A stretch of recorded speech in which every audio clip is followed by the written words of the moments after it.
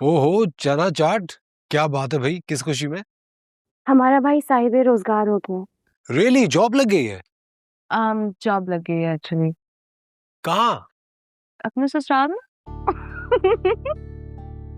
अरे बहुत खुश नसीब होते हैं वो लोग जो ससुराल में नौकर हो जाते हैं। लेकिन चाचू, आपसे खुश नसीबी हमेशा दूर रही। सही कह रहे हो, ऐसा ही है। वैसे चाचू, मैं जब भी आपको देखता हूँ ना, मेरे जहन में एक सवाल आता है। यही कि मैंने अब तक शादी क्यों नहीं की। नहीं, इस सवाल से पहले मेरे जहन में एक और सवाल आता है। अच्छा पूछो फिर वो सवाल। वो ये कि शादी करना जरूरी क्यों है? इसलिए कि इंसान हरा भरा रहे। ये तो आपने बड़ी गहरी बात कर दी, तशरीह भी कीजिए प्लीज। भाई देखो, कुदरत ने ना हर चीज का जोड़ा बनाया है। हर वो चीज जो जमीन से निकलती है, हर वो चीज जो इंसान के इल्म में भी नहीं है, और खुद इंसान भी, इसका भी जोड़ा जोड़ा बनाया है। दरख्तों की मिसाल ले दो। दरख्त भी नर मादा अलग अलग होते हैं। अगर तुम कोई दरख्त जो है वो एक जगह पे लगा दो, नर या मादा कोई भी हो, और उसके 10 मुरब्बा मील तक कोई और उस नस्ल का दरख्त ना लगाओ, तो तुम्हारा दरख्त जो है वो कभी फल नहीं देगा, सूखा का सूखा रह जाएगा। रियली? हाँ, मेडिकल के स्टूडेंट हो, पढ़ लोगे आगे। चाचू, तो फिर आपने कभी हरा भरा होने का क्यों नहीं सोचा? बड़ी चालाकी से अपने उस सवाल पे वापस आए हुए हैं। एक चालाकी और है जो मैंने छुपा के रखी हुई है, उसको बाद में इस्तेमाल करूंगा। अच्छा फिर ऐसा करो, तुम अपनी दूसरी वाली चालाकी भी पूछ लो, फिर मैं तुम्हारी दोनों चालाकियों का अपनी चालाकी से जवाब दूंगा। चाचू, क्या एक बेवा औरत का अपने देवर से निकाह करना जायज है?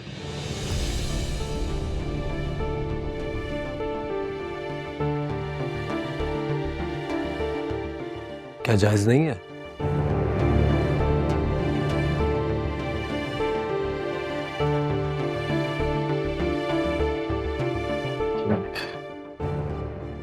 अगर दोनों अतराफ शादी पे मुत्तफिक हों तो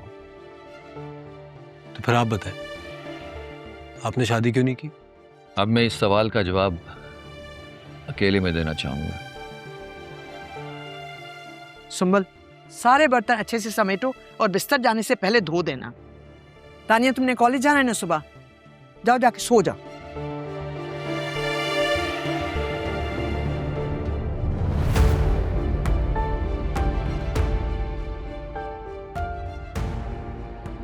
मेरा नहीं ख्याल मैंने कोई गलत बात की है।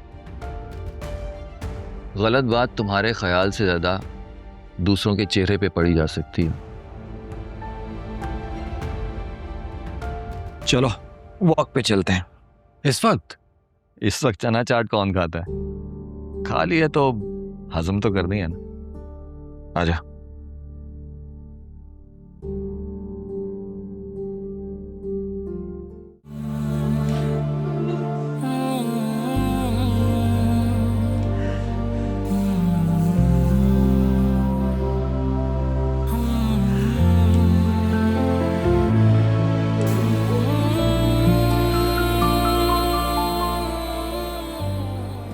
क्या एक बेवा औरत का अपने देवर से निकाह करना जायज है?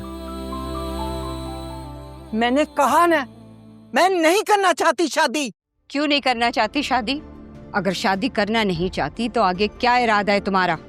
और वैसे भी बगैर मर्द के ये पहाड़ जैसी जिंदगी कैसे काटोगी? वो मेरा मसला है, काट लूंगी मैं। तो ये क्या रखता है? ये बड़ी बहादुरी का काम है? ये गलतफहमी है तेरी। शादी तो तुम्हें करनी पड़ेगी बीबी। वो तो शुक्र भेजो कि घर पे कुंवारा देवर बैठा हुआ है और उसको भी कोई एतराज नहीं है तुम्हारे साथ शादी पे। लेकिन मुझे तो एतराज है ना। आप मेरी मर्जी के बगैर मेरी शादी कैसे करा सकते हैं इससे? ना तो तुझे क्या एतराज है भाई? कोई और है तेरी नजर में जो तू इमरान से शादी नहीं करना चाह रही? खुदा के वास्ते बंद कर दीजिए अपनी जबान, मुझे मेरे हाल पर छोड़ दीजिए। आप क्यों नहीं जीने देते मुझे मेरी जिंदगी? वरना मैं खुद पर तेल छिड़क कर खुद को आग लगा दूंगी। यही चाहते हैं आप? तेरा बनता भी यही है कि तू जल के भस्म हो जा। तो ठीक है, आप लोगों का यही फैसला है ना, मंजूर है। अब भी अपनी बच्चियों के साथ तेल छिड़क कर खाक हो जाऊंगी आप लोगों के नजरों के सामने। देखते रहना चुपचाप, देखिएगा।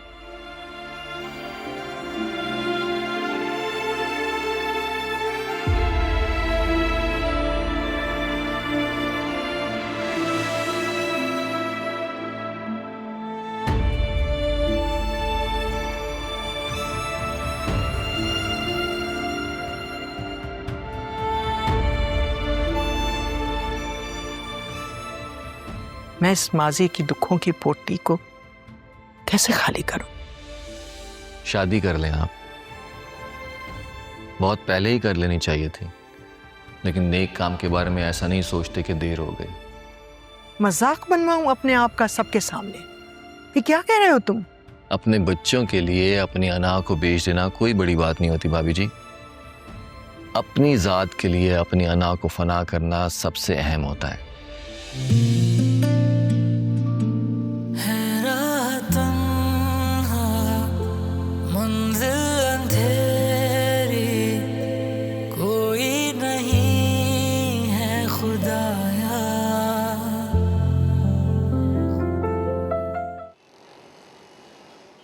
वो पहली कोशिश थी रिहाना भाभी की खुदकुशी की। लेकिन वजह क्या थी? वो क्यों नहीं करना चाहती थी वो शादी? वजह तो आज तक कोई भी सही से नहीं बता सका, सबके अपने अपने अंदाजे हैं। और आपको क्या अंदाजा था? मेरा अंदाजा ये है कि उनके हाथ में दूसरी शादी की लकीर ही नहीं, इससे ज्यादा और कोई अंदाजा नहीं है। चाचू, हर वो बात जिसमें आप बेबस हो जाते हैं उसका सारा ब्लेम आप तकदीर पर डाल देते हैं। भाई, जो बात हमारे बस में होती है वो भी हमारी तकदीर होती है, और जिस बात में हम बेबस होते हैं वो भी हमारी तकदीर होती है।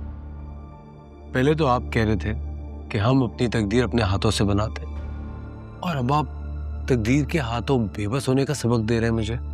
अच्छा, तो तुम ये बताओ, तुम अपने बाप की मर्जी के खिलाफ मेरे कहने पे हमारे घर आके टिके हो, किसकी मर्जी से? चाचू, जाहिर है अपनी मर्जी से। राइट। तुम सलमान भाई के घर ही क्यों पैदा हुए? किसी शाही खानदान में पैदा क्यों नहीं हुए? मुझे अगर हर बात तुम्हारी मर्जी से होनी है तो तुम बकिंगम पैलेस में पैदा क्यों नहीं हो गए? तकदीर दो तरह की होती है, एक वो जो तुम्हारे लिए मसावी रास्ते बनाती है, और दूसरी वो जो उन रास्तों पे चल के तुम खुद अपने लिए बनाते। किसी को ज्यादा दौलत दी गई है, किसी को ज्यादा अकल, किसी को ज्यादा हुस्न दिया गया है, किसी को ज्यादा शऊर। ये खुदा की कुदरत है जो उसने अपनी नेमतें मसावी तौर पे बांटी। अगर सबको एक जैसी हैसियत दी जाती तो फिर आजमाइश किस बात की होती? देखो, अगर तुम्हें एक जमीन का टुकड़ा मिला है ना कुदरत की तरफ से, अब फिर ये तुम पर है कि तुम उसमें फलों के बाग लगाओ या फिर नशा बनाने वाली जड़ी बूटियां। तुम एक कमरे इम्तिहान में बैठे हुए, जहां तुमको उन सवालों के जवाब भी देने हैं जो तुमने पढ़े हैं, और उन सवालों के जवाब भी देने हैं जो तुमने नहीं पढ़े। कायनात के जर्रे जर्रे में तुम्हारे सारे सवालों के जवाब है। हर जर्रा कुदरत की एक निशानी है। ये पूरी कायनात दरअसल कुरान हकीम की तशरीह बयान कर रही है, और कुरान हकीम पूरी कायनात का इल्म बयान कर रहा है। सोचो, परिंदा जो है वो दो परों पे क्यों उड़ता है? भाई, एक पर पे क्यों नहीं उड़ सकता? या फिर 3 परों वाले परिंदे क्यों नहीं होते?